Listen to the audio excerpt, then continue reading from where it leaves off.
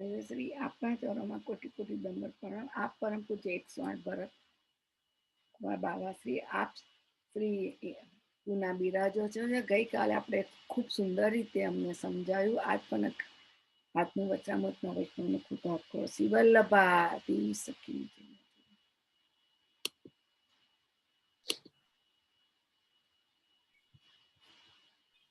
नमो भगवते तस्मै कृष्णाय अद्भुत कर्मणे रूप नाम विभेदेन जगत क्रीडति यो यतः सर्वात्मना प्रपन्नानां गोपीनां पोषयन् मनः तं वन्दे विठ्ठलाधीशं गौरश्यामप्रियान्वितं सौन्दर्यं निजगद्गतं प्रकटितं स्त्रीगूढभावात्मकं पुंरूपं च पुनस्तदन्तर्गतं प्रावीविशत्स्वप्रिये संश्लिष्टावुभयोर्बभौ रसमयः कृष्णो हि साक्षिकं रूपं तत्कृतयात्मकं परमविध्येयं सदा वल्लभं श्रीवल्लभप्रतिनिधिं तेजराशिं दयार्णवं गुणातीतं गुणनिधिं श्रीगोपीनाथमाश्रये सायं कुञ्जालयस्थासनमुपविलसत्स्वर्णपात्रं सुधौतं राजद्यज्ञोपवितं परितनुवसनं गौरमं भोजवक्त्रम् प्राणानायम्य नासापुटनिहितकरं कर्णराजद्विमुक्तं वन्देर्धुन्मीलिताक्षं मृगमदतिलकं विठ्ठलेशं सुकेशम्।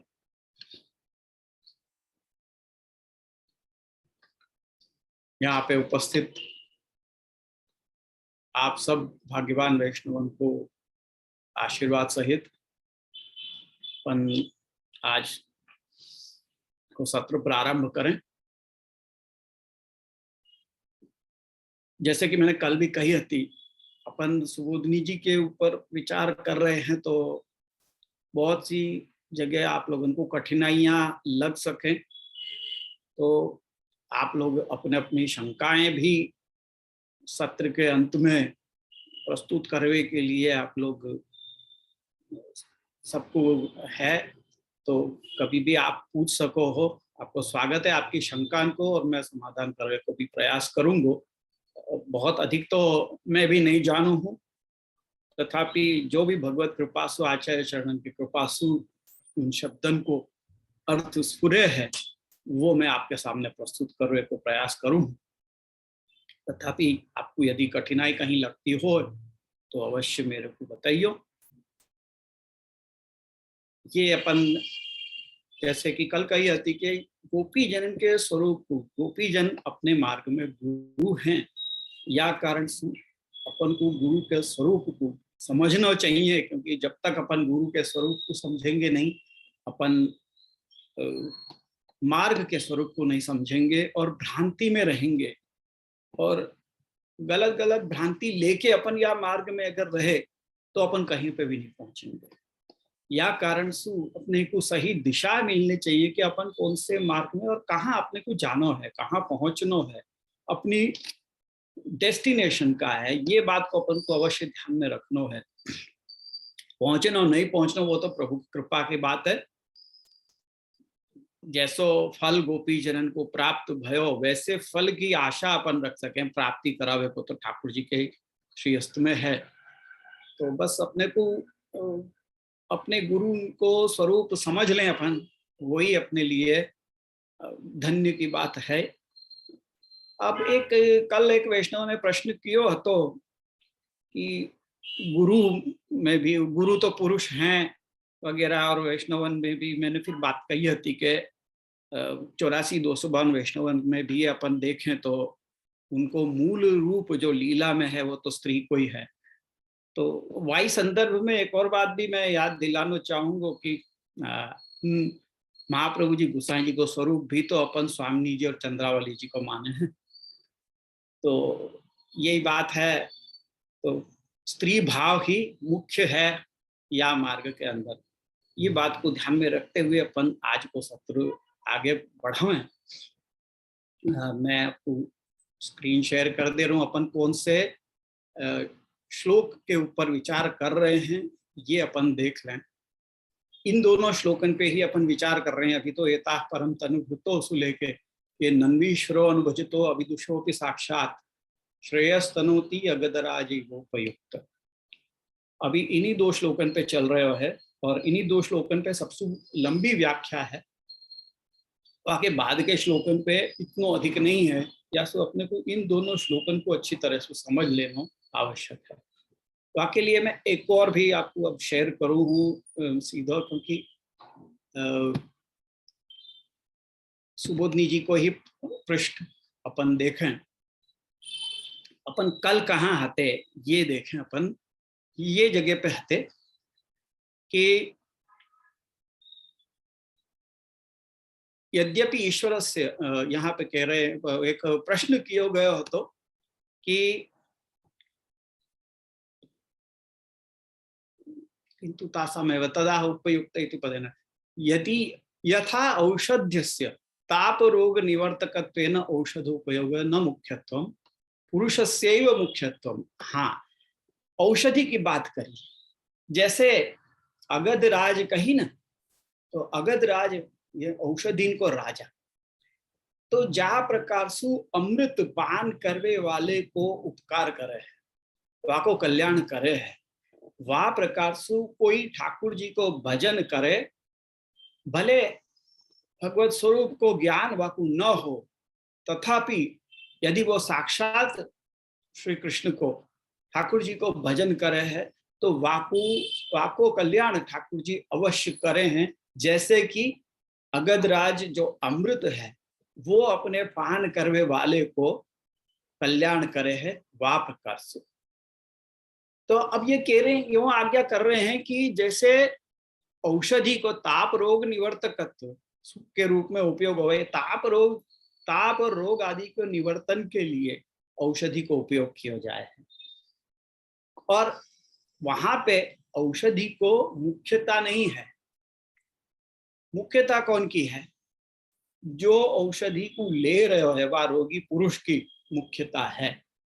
पुरुषस्यैव मुख्यत्वम तथा, यूं कह रहे हैं, यथा रोग निवृत्ति अनंतर, जैसे रोग की निवृत्ति हो जाए, अब रोग के लिए, रोग दूर करने के लिए, निवृत्त करने के लिए अपन औषधि लेवे हैं, वैसे रोग निवृत्त हो जाए वाके बाद भी अपन वाकु, यहाँ पे कोई ने कुछ प्रश्न कियो है। हाँ, अब स्मिता बेन ये कुछ प्रश्न कर रहे हैं, उनको जरा अनम्यूट करियो। कल्पना बेन,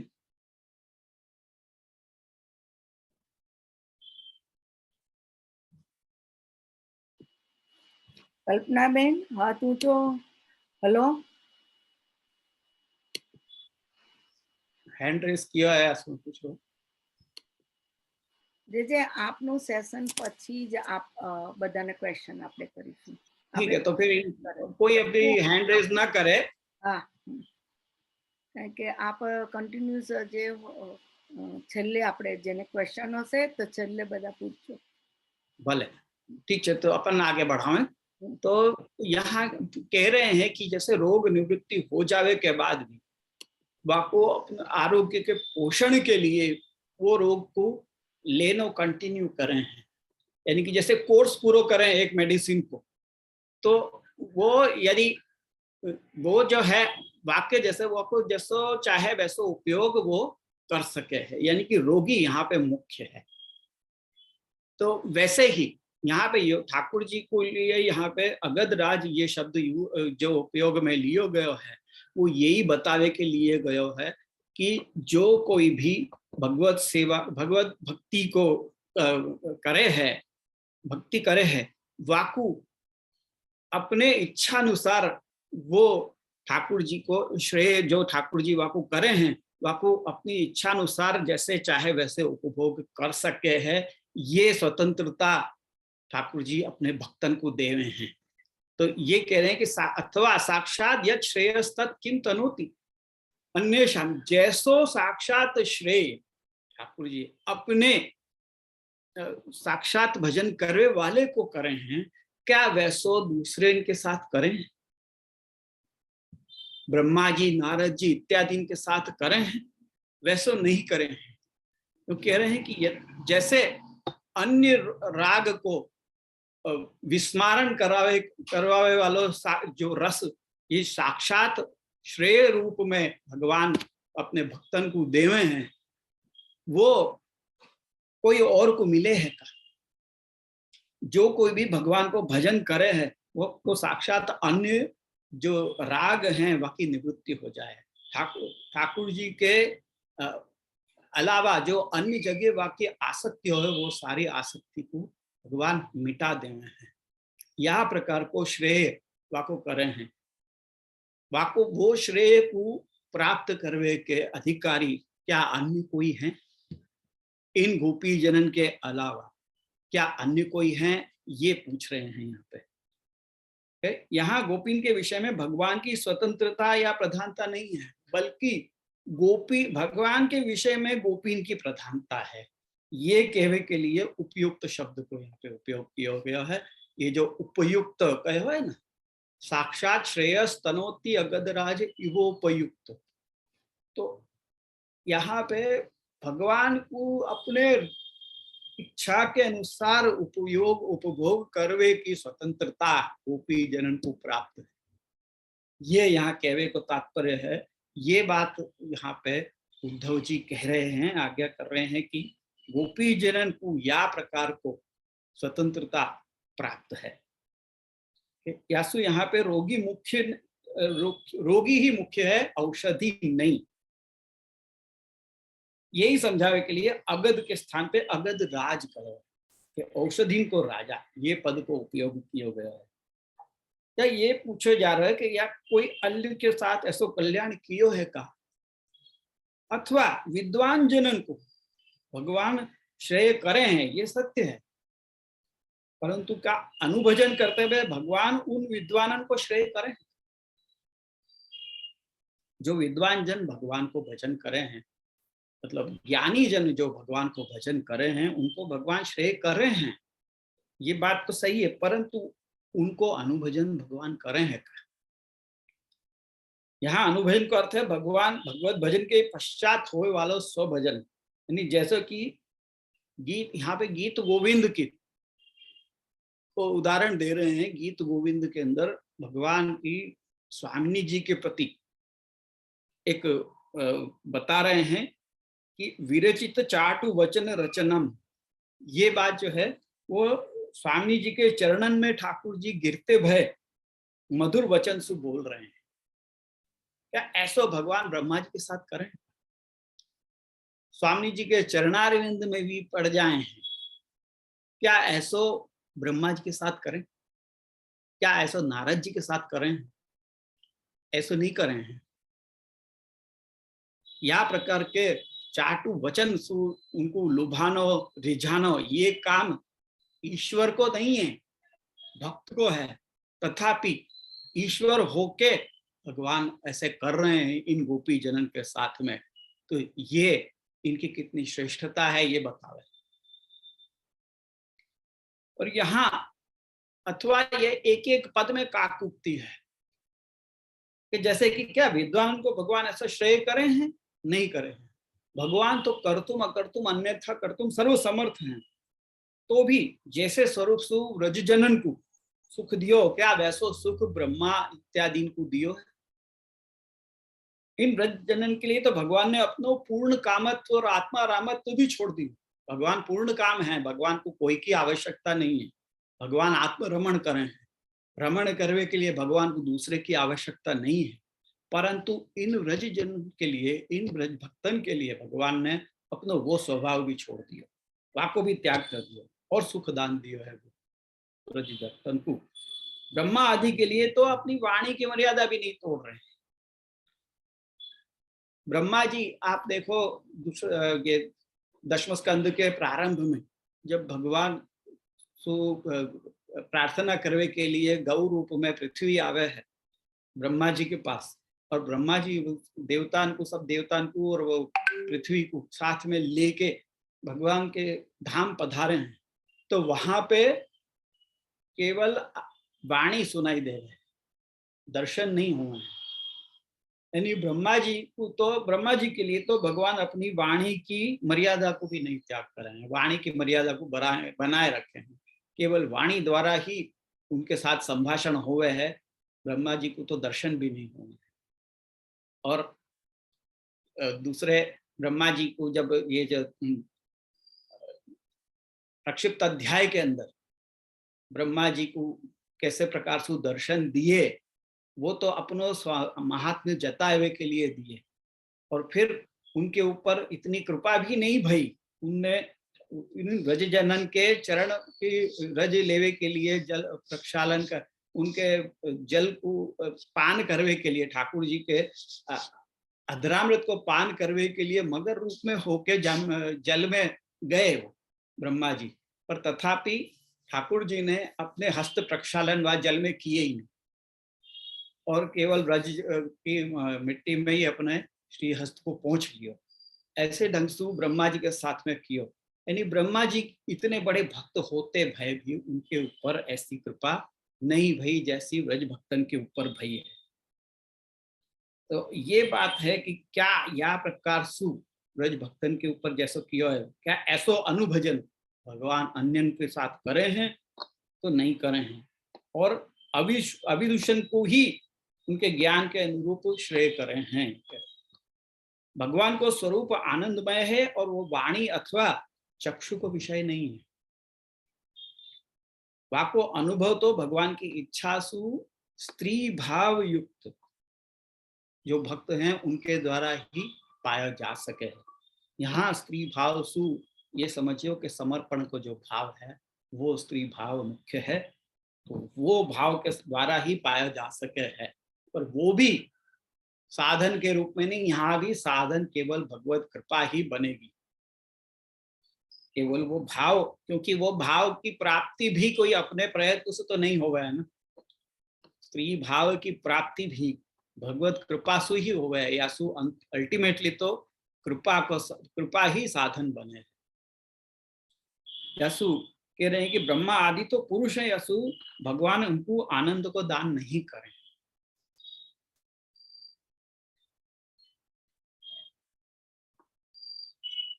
उनको भगवान के स्वरूप को अनुभव नहीं हुए है, या लिए भगवान वो विद्वान नहीं हो सके, जबकि गोपीजन को तो अनुभव प्रसिद्ध है। यासु विद्वान तो वे ही है, विद्यावान। विद्या आखिर में क्या है?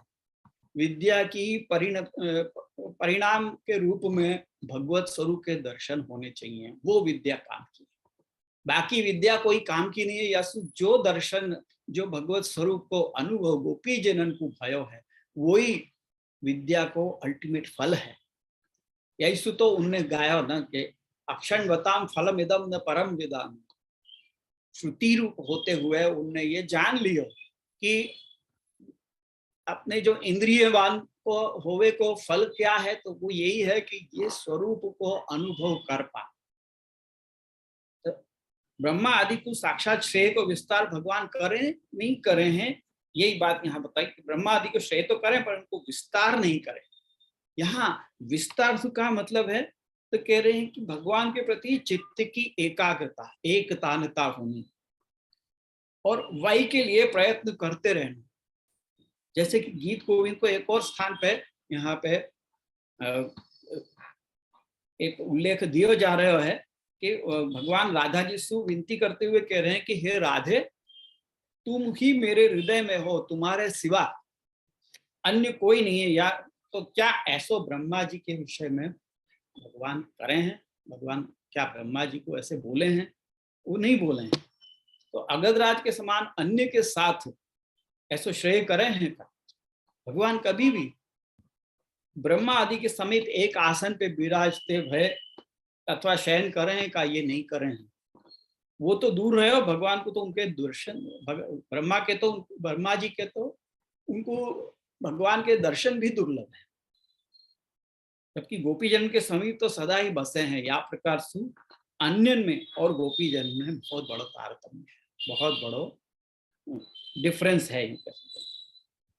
और एक अन्य दृष्टि से भी देखें तो यद्वा यहाँ शब्द दे रहे हैं कि यद्वा, एक और दृष्टि से देखें तो कह रहे हैं कि यदि कोई शंका करे कि भक्ति मार्ग में अन्य के भजन से रहित होके भगवत भजन करना मुख्य है, कोई दूसरे को भजन वहां में मिक्स नहीं होना चाहिए, ऐसो भगवत भजन यहाँ पे मुख्य है।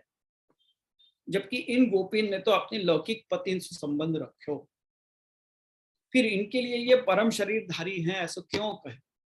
ऐसो यदि कोई शंका करे तो वाक्य उत्तर में कह रहे हैं कि क्या ये स्त्रियां व्रज गोपिका व्यभिचार दुष्टा हैं? कभी नहीं, क्योंकि ये तो अवनचरी है। जैसा कि मैंने कल भी बताया तो कि ये तो सर्वदा अपने को भगवान के उपभोग योग्य मान के स्वयं को रक्षण करती रही है। तो ये व्यभिचार दुष्टा कैसे हो सके? यदि व्यभिचार दुष्टा होती तो इनको भगवान में ऐसा रूढ़ भाव हो ही नहीं सकता, तो असंभव है। कि यहाँ पे रूढ़ शब्द, रूढ़ भाव में जो रूढ़ शब्द है, वो रूढ़ शब्द के द्वारा भाव को कभी नहीं टूटने वाला होता है। तो वो रूढ़ हो चुको है, जम चुको है, अपने स्थान पे फिक्स हो चुको है, ऐसा वो भाव है जो कभी टूटे नहीं। तो ऐसा भाव हो गया है। यासु अंतर बहिर्भेद सु, मतलब अंदर भी उन्हीं को रमण है, बाहर भी भगवान के साथ ही रमण है, और दिन रात भगवान के साथ रमण होते रहे वैसु, ये कभी भी भगवत भाव से रहित हो, ऐसो भय ही। यासु ऐसे में इनको व्यभिचार दुष्ट होवे की संभावना हो ही नहीं सके। ऐसे यहाँ पे अपने विवाहित पति को भजन करना ही व्यभिचार शब्द से द्योतित है, तो वो भी इनमें तो नहीं है। वो कह रहे हैं कि पर अपने पति से संबंध नहीं है, ऐसा हम नहीं कह सके, क्योंकि ऐसे बहुत सारे उल्लेख आवे हैं कि जहाँ पे अपने को पता चले कि उनको अपने पति के साथ संबंध है। जैसे कि रास पंचाध्याय में ही लेगो तो तावार्यमाणा पति भी, मतलब उनको पति ने रोके पर वो नहीं रुकी, या प्रकार से आवे है। तो ये सब उल्लेख है, तो वास्तु मालूम पड़े है कि उनको संबंध अपने पति के साथ हतो। तो कह रहे हैं कि नहीं, ये संबंध तो वास्तविक नहीं हते, परंतु वो केवल अभिमानिक हते। गोप जनन को ऐसो प्रतीत हो, तो ये बात कल भी मैंने कही थी, पर आज पुनः ये बात कह रहे हैं कि उनके वो जो संबंध हते वो केवल अभिमानिक हते। गोप जनन को ऐसा प्रतीत हो रहे हो कि उनको ऐसे अपने पति के साथ में संबंध है, जबकि ऐसो हतो ही नहीं। और दूसरा के यहाँ पे दार शब्द दियो है, मन्य माना स्वपार्श्व स्थान स्वान स्वान दारन, ये रास पंचाध्याय के अंतिम अध्याय के अंदर आवे है कि गोपजन ये अपने अपने पत्नी को अपने साथ हैं ऐसा मान रहे थे। वहां दार शब्द जो है वो संस्कृत में वो पुल्लिंग वाचक है। तो वासु भी ये पता चले है कि उनके स्त्री रूप में अपने पति के साथ में संबंध नहीं हते। और ये कहा जाए कि अभिमानिक ही सही, परंतु वो सदोष तो थी ही। अगर ये कहोगे कि भले अभिमानिक हो, पर फिर भी वो सदोष तो होती ही, तो हम कहेंगे कि सहैतावान अस, ऐसे श्रुति करे कि स ये सब कुछ स्वयं भगवान ही हैं, ऐसो यदि अपन श्रुतियां कह रही हैं, तो वाकई मतलब ये है कि संपूर्ण सृष्टि ही भगवत रूप है। तो फिर वो दोष भी नहीं रह रहे हैं उनके अंदर। फिर यदि ऐसा है तो फिर गोपन की पृथक स्थिति क्यों भगवान ने करी? कोई ये पूछ सके कि अगर ऐसा है तो गोपन की पृथक स्थिति भगवान ने क्यों करी? तो कह रहे हैं कि संपूर्ण सृष्टि भगवत रूप होवे पे भी रस के लिए भगवान ने ही उनकी पृथक स्थिति करी है। भले संपूर्ण सृष्टि भगवत रूप है, परंतु रस के लिए अलग अलग उनकी करनी पड़े। जैसे अपन नाटक इत्यादि खेले हैं, अपन देखे हैं, तो वहां में सबको मालूम है कि ये एक अभिनय ही हो रहा है, सबको अलग कोई है, ये सब कैरेक्टर्स ही हैं, ये सबको ही मालूम है। तथापि रस के लिए उनको अलग अलग प्रकार के चरित्र वहां में रखने पड़े हैं, तभी तो रस उत्पन्न हो गया है ना। ऐसा भगवान ने भी या प्रकार से अलग अलग उनकी स्थिति रखी है। भगवत संबंध के पूर्व या भगवत संबंध के बाद, दोनों ही स्थिति में उनमें कोई दोष नहीं है, क्योंकि उन गोपियन को भगवान के अतिरिक्त अन्य के साथ में तदात्मकता की स्फूर्ति ही नहीं, केवल भगवान के साथ ही तदात्मकता की स्फूर्ति है। तन मनस्काश तदालापास तद विचेष्टास तदात्मिका तदगुणानि व गायन्त्यो नात्मा गारणी सस्मरु। ये शब्द आवे हैं गोपी जनन के लिए कि वो तन मनस्का हो गई, तदालापा हो गई, वाई में भगवान में ही उनको मन रमवे लग गयो, उन्हीं को आलाप करती, तद विचेष्टा उन्हीं की चेष्टाएं करती, तदात्मिक भगवदात्मक हो गई और तद उनके ही गुणन को गान करती रही, या हर प्रकार से भगवानमय हो चुकी थी। वस्तुतः फल प्रकरण में होवे वाले रास पूर्व में भी ऐसे कह रहे हैं कि वास्तव में देखो जाए तो फल प्रकरण में जो रास भयो वाक्य पूर्व भी स्वप्न के द्वारा इनको संबंध भगवान के साथ हो चुको है, ऐसा मालूम हो है। नहीं तो उनके मुखसु अस्प्राक्ष्म तत्प्रभृति नान्य समक्ष मंजस स्थातुम त्वयाभिरमिता बतपारयाम, ये कह रहे हैं जहाँ पे भगवान उनको ब्रज में वापिस जावे के लिए जब आज्ञा करें तो वाक्य उत्तर में गोपी जन ये श्लोक बोले हैं कि जबसु आपके चरण कमल की रज को हमने सूंघ्यो है, तब सु हम और कोई के सामने खड़े रहने के लिए भी समर्थ नहीं है। वहां पे ये स्वयं कह रही है कि जब सु आपके साथ रमण भयो है, तब सु अन्य के समक्ष हम खड़े रहने में भी समर्थ नहीं है। तो ऐसे वाक्य उनके मुख से निकले नहीं होते यदि पूर्व में उनको संबंध नहीं भयो हो तो, नहीं स्वप्न आदि द्वारा भगवान के साथ उनको संबंध हो चुको है या कारण से। और जब दूसरे के समक्ष खड़े रहने में भी समर्थ नहीं है तो दूसरे के साथ संबंध होना तो और भी दूर की बात है। तो ऐसो भाव ही यहाँ पे व्यंजित होवे है। यासु ये सूचित होवे कि ऐसा कोई काल ही नहीं है तो जब इन गोपी के भगवान के साथ में संबंध नहीं रहे हो और वो अभिमानिक संबंध के सदोष कहनो ये सही नहीं है, ये कहने को तात्पर्य है। भगवत संबंध को तो सदोष नहीं कह सके क्योंकि उनसे तो सब प्रमाणन को विरोध हो जाए। तो क्योंकि दूसरा ये है कि अंतर्ग्रहता गोपी जन जो थी उनने भले ही भगवान के साथ जार बुद्धि सु भजो, परंतु उनकी ऐसी बुद्धि भी उनको मुक्ति में प्रतिबंध नहीं कर सकी, क्योंकि परमात्मा सु जार बुद्धि सु संबंध होते हुए भी कियो जाए तब भी मुक्ति को तो कोई अड़चन नहीं आवे है। तमेव परमात्मानम जार बुद्धियापि संगता, ये वहां पे शब्द दियो है, वहां पे परमात्मा शब्द दियो है। तो वो परमात्मा शब्द ये बता रहे परमात्मा के साथ में यदि कोई भी प्रकार से संबंध किया जाए, यदि जार बुद्धि ही सही वहां प्रकार से भी संबंध की हो जाए तो मुक्ति की प्राप्ति तो करा ही देवे, भले और कछु नहीं तो मुक्ति की तो प्राप्ति करा ही देवे। तो जब जार बुद्धि की जैसी बुद्धि हो तो भी मुक्ति की प्राप्ति हो जाए तो फिर सर्वात्म भाव जिनके अंदर है उनको तो या प्रकार को स्टेटस मिलना ये कोई बहुत अनुपपन्न बात नहीं है, कोई अनुचित बात नहीं है।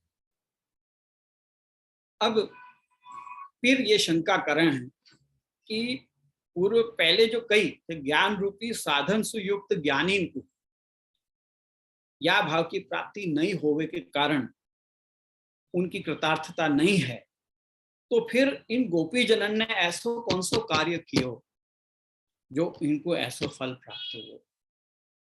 जब ज्ञान प्राप्त किए हुए ज्ञानी को भी ये फल प्राप्त नहीं हो गए है, उनको ज्ञान भी निरर्थक हो गए है, तो फिर इन गोपी जनन ने ऐसा कौन सा कार्य किया कि जिनसे उनको ये फल की प्राप्ति भई। तो यहाँ पे आके समाधान में कह रहे हैं कि यहाँ श्लोक में नन्वीश्वरो पद आयो।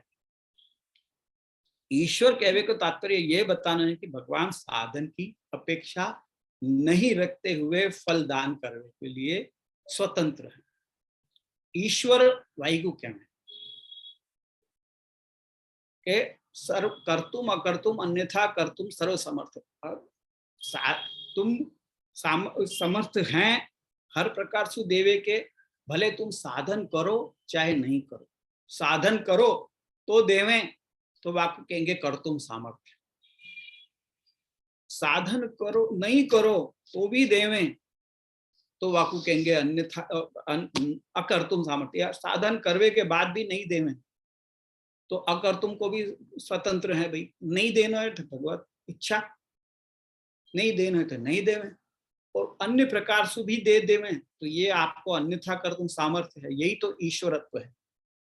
तो यहाँ ईश्वर शब्द देखिए वही बता रहे हैं कि ज्ञान युक्त तो पुरुष को भी जब नैष्कर्म अच्युत भाव वर्जित, या उक्ति के अनुसार जब उनको ये ज्ञान होवे है कि भाव रहित केवल ज्ञान की पुरुषार्थ साधकता नहीं है, तो केवल भाव नहीं हो और केवल ज्ञान हो तो क्या कोई पुरुषार्थ सिद्ध होगा? नहीं होगा। ये बात वो ज्ञानी जब समझ जाए तो वो भी भक्ति करने लग जाए। तो क्या कारण सु भगवान को जो कि भक्त सु अतिरिक्त अन्य कोई साधन की अपेक्षा ही नहीं रखे तो वो उनको फल देवे। ऐसो अनुभजन करवे वाले ज्ञानी को भी भगवान फल देवे हैं। ये यथा माम प्रपद्यन्ते तांस तथैव भजाम्यहम, यह प्रकार से भगवान उनको मुक्ति को फल तो दे ही देवे। तो फिर यासु ये सूचित हो रहा है कि जहां अपने स्वार्थ के लिए भजन करने वाले ज्ञानी को भी भगवान फल देवे हैं, तो वहां गोपी जन को अपने स्वार्थ के लिए तो भगवान को भजनी, वो तो केवल अपनो उपयोग भगवत सेवा में होए या धनसु ही, ये ही दृष्टि सु भगवान को भजन कर रही हैं। या सु ऐसे भजन करने वाले को उनके भावानुसार कोई फल देवे। और मुख्य रास पंचाध्याय में गोपी परिषद के वाक्य में यही बात तो उनके लिए कही गोपी जन को कि न पारे हम निर्वध्य संयुजान स्वसाधु कृत्यम विविधायुषा पिवा, या माँ भजन दुर्जर गेह श्रृंखलाम, क्यों मेरे लिए जिनने अपनी दुर्जर गृह श्रृंखला को तोड़े हुए, ऐसे आपको मैं उपकार को बदला ब्रह्मा जी की आयुष्य पाके भी नहीं दे सकूं। ये बात वहां पे स्वयं भगवान ने कही है। जैसु जा प्रकार को श्रेय भगवान करें वैसो अन्य कोई को नहीं, ये अगध राजपथ को दृष्टांत देके कह रहे हैं। यहाँ भाव ये है कि अमृत जा प्रकार से पान करे वाले को श्रेय करे है, वह प्रकार से श्रेय पान करे वालों अमृत को नहीं करे। मोक्ष की इच्छा सु यदि भक्ति करे तो ज्ञानी को जा प्रकार भगवान मोक्ष दान दे देवे हैं। ज्ञानी सामने सु भगवान के लिए क्या कर रहे हैं? वो तो केवल अपने स्वार्थ के लिए भगवान को भज रहे है। आपको मुक्ति चाहिए या सु वो भगवान को भजन कर रहा है, तो भगवान आपको भजन को फल मोक्ष रूप में दे देवे हैं। पर ज्ञानी सामने सु भगवान के लिए कछु कर रहे हैं क्या? वो कछु नहीं कर रहे हैं। पर गोपी जन ऐसे हैं जो भगवान के लिए सब कुछ कर रहे हैं, सामने से वो सब कुछ त्याग कर रहे हैं, सब कुछ कर रहे हैं, वहां के बदले में उनको कुछ चाहिए भी नहीं। ये सबसे बड़ा अंतर है, तारतम्य है ज्ञानी में और गोपी जनन में। तो गोपी जन भगवान को श्रेय कर रही हैं या सु यहाँ पे कोई अनुपपत्ति नहीं। ज्ञानी जन भगवान को श्रेय नहीं कर रहे हैं, पर गोपी जन भगवान को श्रेय कर रही हैं। ऐसो एक दूसरे प्रकार से व्याख्या कर रहे हैं। अब दूसरो एक और प्रकार महाप्रभु जी बता रहे हैं कि प्रथम श्लोक में जो पूर्वार्ध में एता परम तनुभृतो भुवि गोपबद्धो, ये कही तो व्रज श्रीमंती को सर्वोत्कर्ष बताया, और उत्तरार्ध में साधन की असाधकता बताई। उत्तरार्ध में क्या कही कि वांछन्ति यद भवभियो मुनयो वहंच किम ब्रह्म जन्म भी अनंत कथा रसस्य। तो यहाँ पे साधन की असाधकता बताई कि ये मुनि और ये सब तो साधन कर रहे हैं, तप कर रहे हैं, मनन कर रहे हैं, ये सब साधन है। तो इन सब साधन के द्वारा भी वो फल नहीं मिल रहा है जो इन गोपी जनन को मिलो है, गोपी जनन को मिलो है। तो ये साधन की असाधकता बता के कह रहे हैं कि यहाँ में आश्चर्य ये होवे कि भला बिना साधन के गोपी जनन को ऐसा रूढ़ भाव कैसे उत्पन्न भयो। तो वाक्य लिए उत्तर में दूसरो श्लोक जो है, क्वेमा स्त्रियो वनचरीर व्यभिचार दुष्टा कृष्णे क्वचैष परमात्मनि रूढ़ भावा। यहाँ पे महाप्रभु जी बता रहे हैं कि यहाँ पुलिंदी जी को भी संदर्भ लियो जा सके। यहाँ पे जो क्वेमा स्त्रियों कह रहे हैं वहाँ वन की पुलिंदीन के लिए ये संदर्भ लियो जा रहे हैं कि जैसे वन की पुलिंदिन को भी जा प्रकार को फल दान भगवान करे हैं, जिनने कोई साधन नहीं किए हैं, तथापि उनको ऐसा फल देवे हैं। तो जब पुलिंदिन को भी ऐसा फल दे सके हैं, तो इन ब्रज भक्तन को क्यों नहीं देंगे। यहाँ पे व्यभिचार दुष्टा वनचरी ये पुलिंदिन के लिए है, ऐसा कह रहे हैं। यानी ये एक अलग दृष्टिकोण से ये श्लोक की व्याख्या कर रहे हैं कि जब भगवान की कृपा से सर्व साधनहीन और हीन जाति में उत्पन्न भई ये पुलिंदिन के वो उत्कर्ष हो सके, तो फिर ये गोपी जन साक्षात भगवान को जो भजन कर रही हैं, उनको भगवान को अंग संग की प्राप्ति भई है, वो भाग्यशाली हो। या मैं क्या कहूं, यही आशय से श्लोक में कह रहे हैं कि कहाँ ये साधारण स्त्रियां, वह इमा ये साधारण स्त्रियां, यानी पुलिंदिन को याद करके कह रहे हैं। उद्धव जी पुलिंदिन को याद करके कह रहे हैं कि कहाँ ये साधारण स्त्रियां जो वनचरी हैं, व्यभिचार से दुष्ट हैं, और कहाँ कृष्ण में इनको रूढ़ भाव ऐसो। कह रहे हैं कि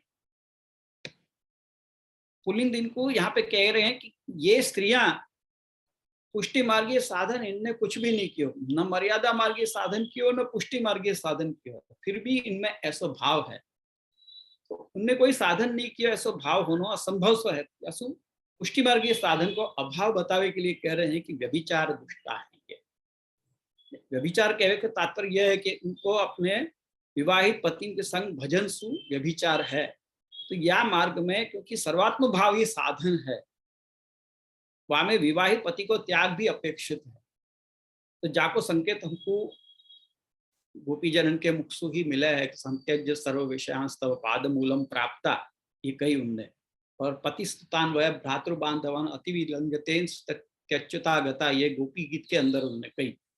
तो यासु वहां पे सर्वात्म भाव उस साधन के रूप में पुष्टि मार्ग में मान्य जाए है, तो वो इन पुलिंदिन को नहीं है। यासु ये व्यभिचार दुष्टा है, और मर्यादा मार्गीय साधन भी इनने नहीं किए हैं, क्योंकि ये तो वनचरी हैं, वन में विचरण करने वाली हैं। तो मर्यादा मार्गीय साधन को भी के लिए भी अधिकार की आवश्यकता है, और ये वन में विचरण करने वाली इनको तो क्या अधिकार प्राप्त होगा। वो हीन जाति की स्त्रियां हैं, यासु इनके अंदर मर्यादा मार्गीय साधन को भी अभाव है। यासु जन्मांतर में कोई यूं सोचे कि इनने पूर्व जन्म में कोई ऐसे कर्म किए होंगे, तो वहां को उत्तर अपन ये दे सके कि भाई पूर्व जन्म में यदि इनने कोई अच्छे कर्म किए होते तो ये पुलिंदिन के रूप में थोड़ी जन्म लेती या जन्म के अंदर। यासु ये कोई प्रमाण नहीं है, हीन जाति में जन्म ही इनको नहीं हो। तो यासु फिर क्या कारण है, तो कह रहे हैं कि ईश्वर नन्वीश्वरो इत्यादि से साधन की अपेक्षा के बिना ही सब करने में समर्थ ऐसे भगवान उनको वो फलदान कर रहे हैं। तो अब ये प्रश्न हुए कि ब्रज गोपिकाएं और पुलिंदी दोनों के लिए साधन तो साक्षात भगवान ही हैं, फिर उन दोनों के बीच में भेद क्यों। तो वाकुल ये कह रहे हैं कि यहाँ अनुभजते और अविदुष इन दो विशेषणों से बता रहे हैं कि पुलिंदिन को साक्षात भगवत भजन को अधिकार तो नहीं है, परंतु जैसा कि वेणुगीत के श्लोक में कही है कि भगवान के चरण में लगी भई कुमकुम, जो जाको संबंध गोपी जनन के साथ में है, ऐसे भगवान के चरण में लगी भई कुमकुम जब भगवान गोचारण के समय वन में पधारे, तो वो कुमकुम जो है वो वहां भूमि पे जो घास के ऊपर लग जाए है वो कुमकुम, तो वो कुमकुम को ये पुलिंदियां अपने वक्षस्थल में लगा के विरह ताप को दूर करें। तो यह प्रकार से उनको विरह ज्वर दूर होवे, यही उनको अनुभजन है। अनु यानी पश्चात, बाद में होवे वालों भजन, तो ये पुलिंदिन को अनुभजन है। तो ये ही अनुभजन जो है वो उनके गोपीन के गोपियां तो भगवान के स्वरूप को जान रही, पर ये नहीं जान रही हैं, क्योंकि गोपियां कह रही हैं दीक्षालकावृत मुखम तव कुंडल श्री, या श्लोक में मिल रहा है कि भगवान के स्वरूप को वो जान रही हैं, परंतु ये पुलिंदियां जो हैं वो भगवान के स्वरूप को नहीं जान रही हैं। या लिए अविदुष है।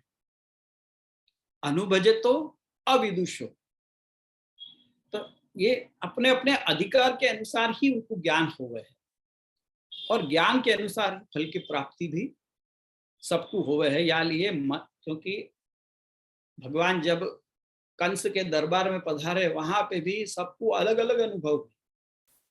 मल्लानाम अशनी वगैरह जो श्लोक है हमें बताया है कि जो मल्ल जो थे वहां पे, उन लोग उनको भगवान सामने एक कॉम्पिटिटर के जैसे लगे, स्त्रियन को एक सुंदर किशोर के जैसे लगे, माँ बाप को अपने पुत्र के समान लगे, जो बड़े वृद्ध थे उन लोग उनको ऐसे लगा अपने पुत्र हैं ऐसे, कंस को अपने शत्रु के जैसे लगे। तो अपने अपने अधिकार के अनुसार अनुभव सबको भय थे। तो वैसे ही पुलिंदीन को और गोपी जन को भले ही दोनों ने साक्षात भगवान को ही साधन बनाए या भगवान उनके साधन बने, परंतु फल उनको अलग अलग प्रकार को मिलो, या मैं उनके अधिकार की बात, उनके अपने अपने अधिकार, जो जाको अधिकारी जैसो होगा वैसो प्राप्त करेगा। अब जैसे समुद्र के पास जल तो बहुत है, अब आप नो पात्र लेके जा रहे हो, वाके ऊपर है। बरसात तो सब जगह एक समान ही हो गए है, पर कहीं कम हो गए कहीं ज्यादा, ऐसो नहीं हो गए, सब जगह एक समान बरसे है। पर पात्र जैसो होए वैसो ही वाको फल की प्राप्ति हो गए है। यसु भगवान सबके लिए एक समान रूप से प्राप्त हैं, परंतु अपनी अपनी पात्रता है कि जाके कारण उनको अलग अलग प्रकार के फल की प्राप्ति हो। पुलिंदियां तो अनेक हैं, फिर भी यहाँ जाति के अभिप्राय से एक वचन दिया गया है, अविदुषो की। यहाँ पे अविदुषो ये एक वचन है। तो कोई यूं पूछे कि भाई पुलिंदियां तो अनेक हैं, तो अविदुषो क्यों कही, एक वचन क्यों दियो? तो कह रहे हैं कि जाति के अभिप्राय से एक वचन यहाँ पे आयो है। तो साक्षात श्रेयस तनोति अगध राज इवोपयुक्त, तो ऐसे पुलिंदीन को भी जब भगवान साक्षात श्रेय करे हैं, उनको कल्याण करे हैं, ऐसे क्यों नहीं गोपी जनन को करेंगे, ये बात यहाँ पे कही। अब या के आगे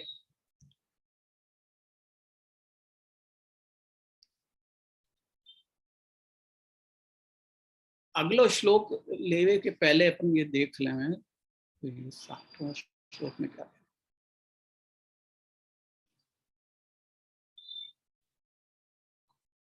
तादृश भोग्य शरीराभावाय पुलिंग निर्देश ईश्वरत्वाद यत्र अनधिकारिणोपि श्रेयस्तनोति तत्र किम वाच्यम तास्तु इत्यादि शब्देन द्योत्यते। यहाँ पे जो शब्द अपि शब्द दियो है, वो ये जो विदुषो अपि, ये बता रहे है कि जहाँ साक्षात अनधिकारी को भी श्रेय करे हैं, पुलिंदीन जैसे अनधिकारी को भी श्रेय करे हैं, वहां पे जो अधिकारी हैं उनको क्यों नहीं करेंगे? कह रहे नहीं अमृतम संबद्धम सद अधिकारिणम विचारयति तत्रापि इत्यर्थ। अमृत जो है वो अधिकारी को विचार नहीं करे है, वो तो सबको कल्याण करे ही है।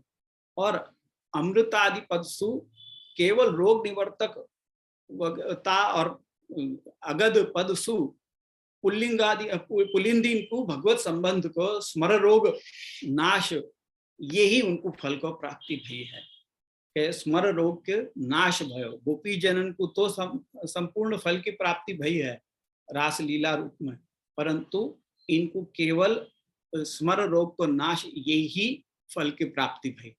या प्रकार सु जहुस्तदाधिम इत्यत्र तन निवृत्ति मात्र से मनोरथत्वेन कथनाति। उनको मनोरथ केवल आधि की निवृत्ति होनी, यही है। तो या उनको वायु प्रकार को फलदान भगवान ने कियो।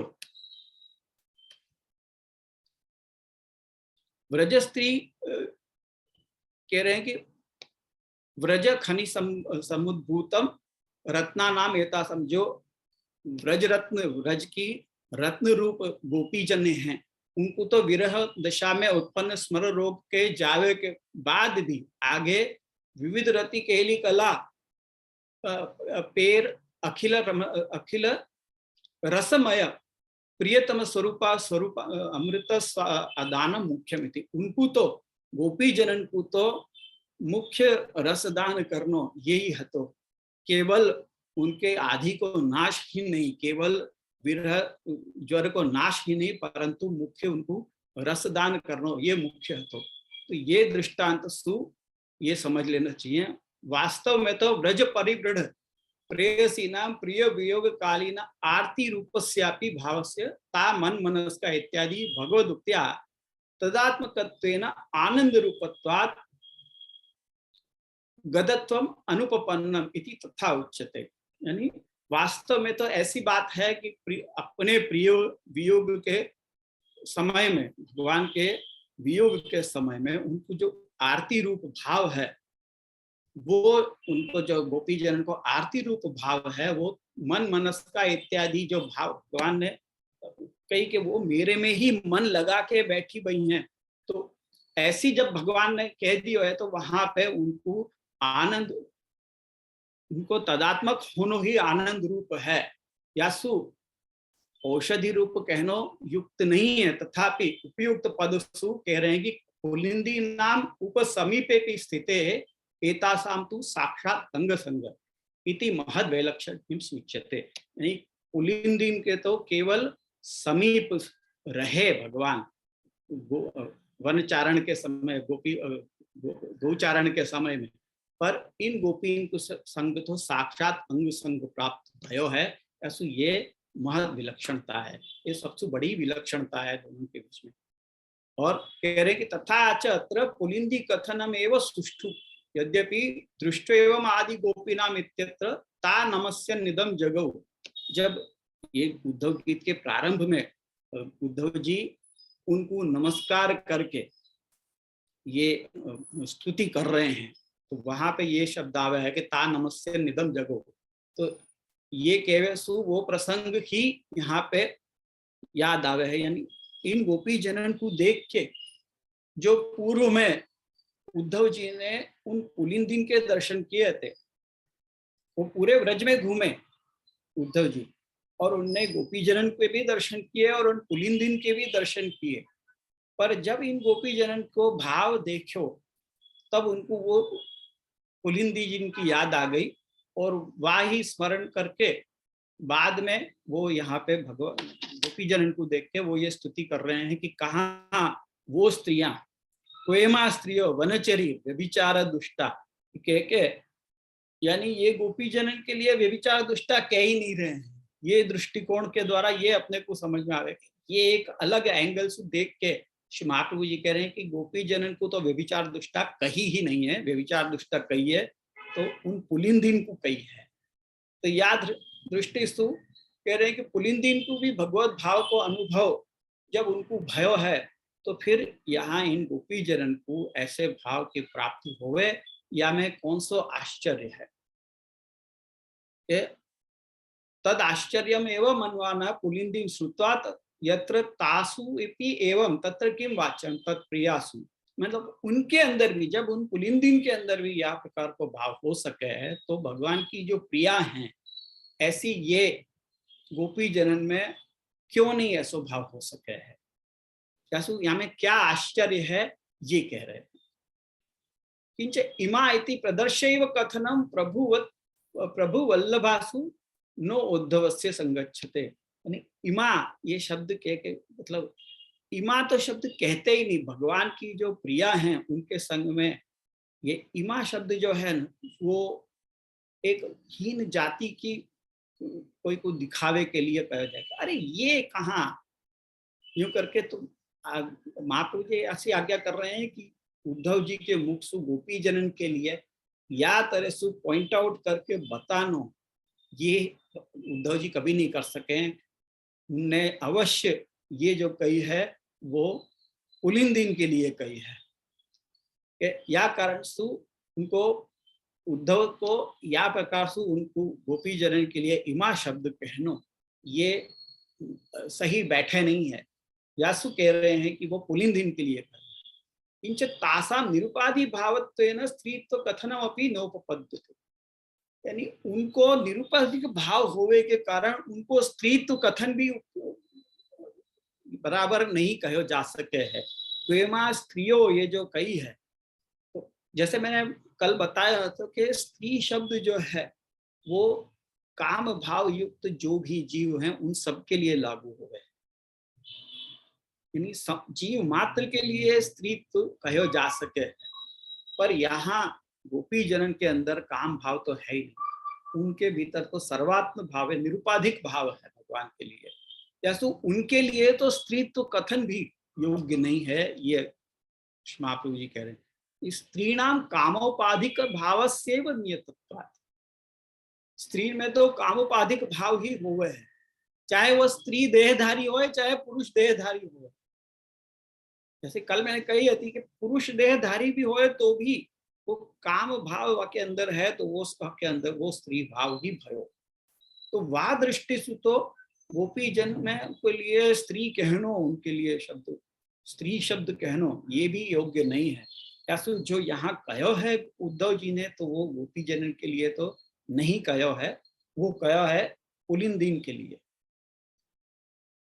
कह रहे हैं कि उद्धवेन वनचरी पदम तद तदंग संगिनीषु न प्रयुक्तुम शक्यम, वनचरी पद जो है उद्धव जी इन गोपी जनन के लिए तो नहीं कर सके हैं, क्योंकि उनको तो भगवान को अंग संग प्राप्त है। यासु वो विशेषण दोनों ही नहीं दे, द्वितीय विशेषण भी नहीं दे सके।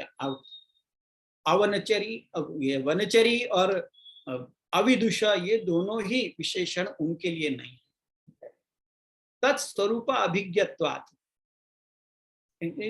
वो स्वरूप को अभिज्ञ होने, मतलब भगवान के स्वरूप को अच्छी तरह से जाने या सु उनके लिए अविदुष शब्द भी नहीं हो सके। अपरम च कृष्णस्य दयित सखा तमाह भगवान प्रेष्ठम भक्तम एकांतिनम क्वचित तम वीक्ष्य कृष्णानुचरम इत्यादि वाक्य ही अत्यंत अति अंतरंग भक्तस्य उद्धवस्य आसामहो चरण रेणु युषामिति तच्चरण रज संबंधी जन्म प्रार्थना मिति विरुद्धते। आगे जाके यही श्लोक के अंदर, यही स्तुति के अंदर यूं कहेंगे कि आसामहो चरण रेणु जुषाम हम श्याम के वृंदावने किमपि गुलमुलतौषधीना, ये उद्धव जी कहने वाले हैं। कौन से उद्धव जी के जिनके लिए कहे हैं कि वो भगवान के दैत सखा हैं और भगवान ने उनको भेजे हैं। भगवान तमाह भगवान प्रेष्ठम भक्तम एकांतिनम, भगवान ने उनको प्रेष्ठ अपने प्रिय ऐसे भक्त को बुला के जब गई, तो यानी कि भगवान के इतने प्रिय भक्त होते हुए वो गोपी जनन के लिए वनचरी या व्यभिचार दुष्टा इत्यादि शब्द कह नहीं सकें, जिनकी के आगे खुद ही जाके उनको चरण रज की प्राप्ति के लिए जन्म प्राप्त करने की बात कहते हो, ऐसे उद्धव जी गोपी जनन के लिए ऐसे शब्द कह ही नहीं सके। ये कहे बताते पूर्णा पुलिंदे इत्यत्र तासाम भगवत संबंधस्य उक्तत्वात् उक्तान अनुपपत्तेश्च ता एव अत्र उच्यन्ते ही, यानी पूर्णा पुलिंद पुलिंदीन के लिए ही यहाँ पे ये सारे शब्द कहे हैं, अविदुष और वनचरी व्यभिचार दुष्टा इत्यादि उन पुलिंदीन के लिए, क्योंकि भगवत संबंध के तो वा प्रकार से उनको भगवत संबंध नहीं भयो होवे के कारण उनके अंदर ये सब विशेषण लागू हुए हैं, गोपी जनन के लिए नहीं लागू हुए हैं। ये कह के यहाँ पे यह श्लोक की समाप्ति करें। अब स्मिता बेन अब कहो तो मैं आगे बढ़ूं, नहीं तो अपन यहाँ पे रखे। हालांकि आज समय थोड़ो है, पर क्योंकि फिर दूसरो श्लोक नयो शुरू हो रहा है यहाँ से, नायम श्रियंग नितांत रते प्रसाद, तो ये थोड़ो ये अलग श्लोक है और ये नया विषय है, तो ये आज शुरू नहीं करके अगली बार अपन शुरू करें तो वो ज्यादा उचित रहेगा, ऐसे मेरे को लगे। आज यहाँ पे रख के और जिनको भी प्रश्न हैं वो अपन देख लें, फिर अपन या को विराम लेवे, ये मैं सोच रहा हूँ। ઓકે જયશ્રી. હા, વૈષ્ણવ જેને ક્વેશ્ચન હોય તો હાથ ઊંચો કરો, એક પછી એક હું ખોલું.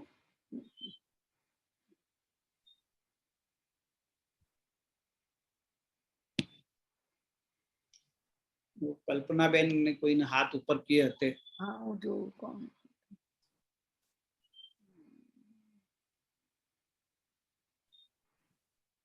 કલ્પનાબેન નો હતો તો તમારો ક્વેશ્ચન હોય તો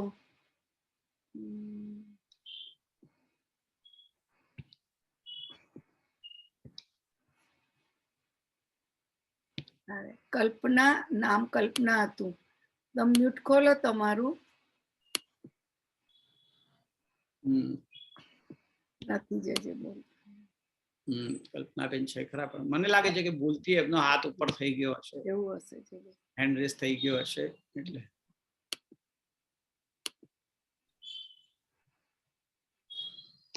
कोई बात नहीं, तो अपन यहाँ पे रखें आज, फिर अगली बार आगे के श्लोक से प्रारंभ करेंगे, क्योंकि वो नया विषय आ जाएगा. आखो के करो. हाँ, आ रहे कंचन बेन आयो. हाँ बोलो. જયશ્રી દંડવત પ્રણામ. हाँ, આજે સમજવામાં થોડું અઘરું લાગ્યું, બહુ સમજ ન પડી.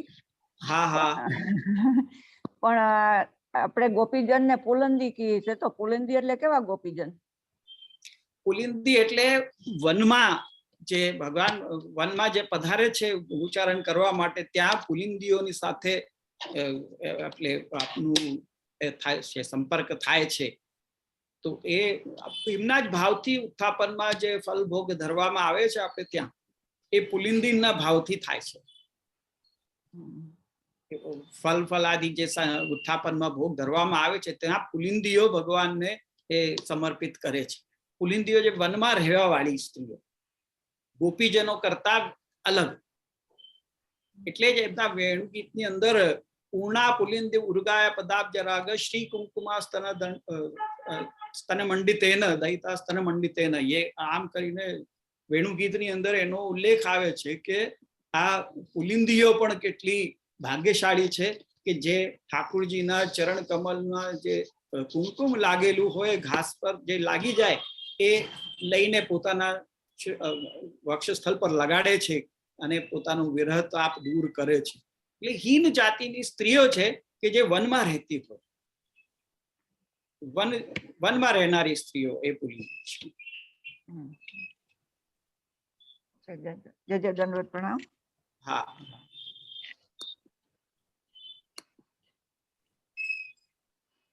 બીજા કોઈ ક્વેશ્ચન છે વૈષ્ણવ? આ બીજા કોઈએ પણ હાથ રેસ કર્યો છે એક જણે. વાર્યો આયો આઈપેડ. ઓ છાયાબેન.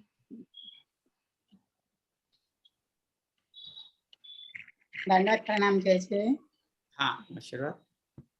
મારો સવાલ પણ હમણાં જે કંચનબેને કર્યો ને એ જ હતો, પુલિંદીના એટલે સમજણમાં ના પડ્યું, પણ હવે તમે સમજાવી દીધું.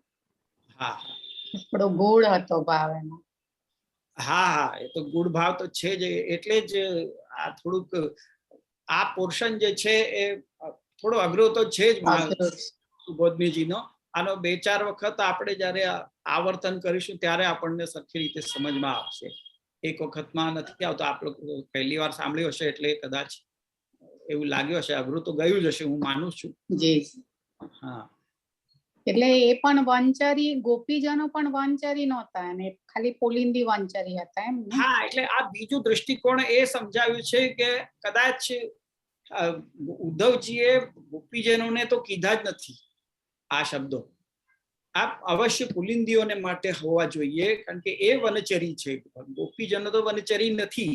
આ વનચરી શબ્દને મહાપ્રભુજીએ બીજા અર્થથી અવનચરી કરીને ભગવાનના રક્ષણમાં વિચરણ કરે છે એ અર્થમાં પણ આપે સમજાવ્યો અર્થ, અને બીજું આ વનચરી શબ્દ લઈને ગોપીજનો માટે છે જ નહીં, આ પુલિંદીઓ માટે છે એમ કહીને બીજા દૃષ્ટિકોણથી સમજાવ્યું.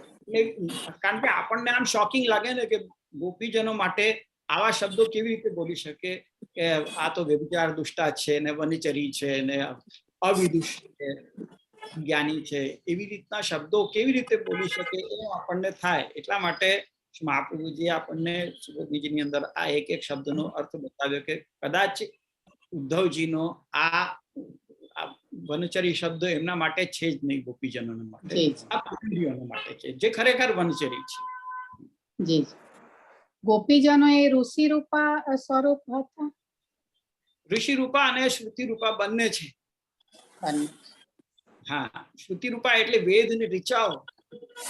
એ જ્યારે ભગવાન પાસે વિનંતી કરવા આ ગર્ગ સંહિતાની અંદર આવે છે કે એ ભગવાન પાસે વિનંતી કરવા ગઈ કે અમે જે સ્વરૂપનું વર્ણન કરીએ છીએ એ સ્વરૂપનો અમને અનુભવ કરવો છે. તો ઠાકોરજીએ કહ્યું કે તમે શ્રુતિ રૂપા થઈને ઉત્પન્ન થશો વ્રજમાં, ત્યારે તમને સારસ્વત કલ્પમાં આ સુખ આપીશ એમ કહીને ભગવાને એમને વરદાન આપ્યું. અને બીજું ઋષિ રૂપા એટલે જે રામચંદ્રજી વનમાં પધાર્યા વનવાસ વખતે, એ વખતે એ વનમાં જે ઋષિ કુમારો તપશ્ચર્યા કરી રહ્યા હતા એમને ભગવાન રામચંદ્રજીને જોઈને જે વિનંતી કરી કે અમારો અંગીકાર કરો, ત્યારે કહ્યું કે તમે ઋષિ રૂપા થઈને વ્રજમાં ઉત્પન્ન થશો સારસ્વત કલ્પમાં, ને ત્યારે હું એ ફલદાન કરીશ એમ વાક્ય કરી હતી. એ ઋષિ રૂપા અને શ્રુતિ રૂપા. સુંદર સુંદર છે. દંડવત પ્રણામ. કવિતાબેન. હા, જે દંડવત પ્રણામ. હા, આપને હું બોમ્બે થી બોલી રહી છું. હા, જે આપે જે શ્રુતિ રૂપા ઋષિ રૂપા હમણાં ગોપીઓ કીધું ને, તો જયારે વ્રજમાં પધાર્યા ત્યારે ગોપીઓને આપણે નિસાધન કહીએ છીએ. તો ગત જન્મમાં તો એમણે આ શ્રુતિ રૂપા ઋષિ રૂપા તરીકે તો ઘણું તપ કરેલું ને, એટલે વેદની ઋચાઓ જ હતી. તો આ જન્મમાં અમને ફળની પ્રાપ્તિ થઈ ને. તો આપ કેમ કહો છો કે જપ તપ કાંઈ ન કરવાથી ઠાકોરજી નથી મળતા, પણ ઠાકોરજીનું નામ જ અમૃતમય છે. આપણે ગઈકાલે કીધું ને કે વેદોક્ત રીતે નથી આ ફલીભૂત થયું, પણ ઠાકોરજીનું નામ અમૃતમય છે એટલે જ થયું છે. પણ ગત જન્મમાં તો એમનું હતું જ ને બધું શ્રુતિ રૂપા ઋષિ રૂપાઓનું. તો બરાબર છે. હા, તમારો પ્રશ્ન સહી બરાબર છે. એ હતું એ ઋષિ રૂપા ને શ્રુતિ રૂપાઓ છે, પણ એમનું જે તપ વગેરે એ સાધન નથી બન્યું. એ ફળ નથી અપાવ્યું. ફળ અપાવ્યું છે ઠાકોરજીએ. ઠાકોરજીએ ફળદાન કર્યું છે અને ઠાકોરજીએ પાસે આ બધું કરાવડાવ્યું. એટલે મુખ્ય ફળ દાતા તો ભગવાન જ છે. એ જપ તપ સાધન વગેરે એ ફળ આપવાને માટે નિમિત્ત નથી બન્યા. નિમિત્ત બન્યા છે ભગવદ ઈચ્છા. અને આવી જ રીતે દેવકીજી અને વસુદેવજીએ પણ ઘણો લાંબો સમય તપ કર્યું અને ઠાકોરજી પ્રસન્ન થઈને માગ્યું. તો ત્યાં બી આ રૂલ્સ નથી લાગુ પડતો. જે ત્યાં બી એ જ વસ્તુ છે કે ઠાકોરજીએ એમની પાસે આ બધું ઠાકોરજીએ આ બધા નિમિત્ત ઉભા કરાવ્યા, પોતે પ્રકટ થવું હતું એટલે. અચ્છા, લીલાને હિસાબે. હા, લીલાને હિસાબે કારણ રૂપ બન્યા ને ઠાકોરજી. હા, બરોબર છે. એટલે મને આ દરરોજ આ પ્રશ્ન ગુંજતો જ રહે છે કે આટલું બધું આગલા જન્મમાં તો થયેલું છે, તો ઠાકોરજી પ્રાપ્ત થયા, તો શું અમે આ સેવા ને બધું કરીએ છીએ એ ઠાકોરજી કાઉન્ટિંગ કરતા હશે અમારું એમ?